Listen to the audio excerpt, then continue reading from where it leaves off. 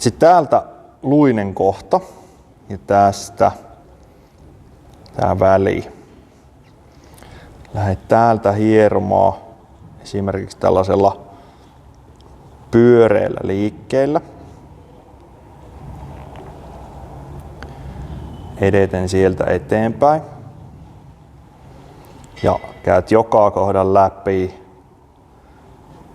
ihan täältä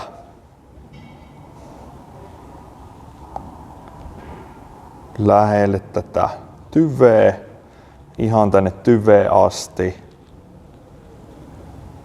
Sen jälkeen käyt täältä tämän sisäsivun käsitellen läpi. Yes. Ihan koko sisäsivu.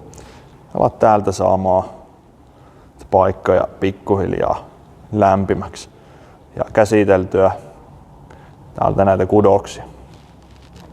Sen jälkeen lähdet nostaa isovarvasta ylöspäin. Sitten sä voit tehdä muutaman pumppauksen. Lähdet viemään sitä uuteen pituuteen. Tuo maksimi, jonka jälkeen lähdet täältä näin, painaa isovarvasta koukkuu ja pidä 5, 4, 3, 2, 1, rentouta ja taas vedät vähän ylemmäs. Tee uusi jännitysrentoutus ja lähdet painaa isovarvasta koukkuu.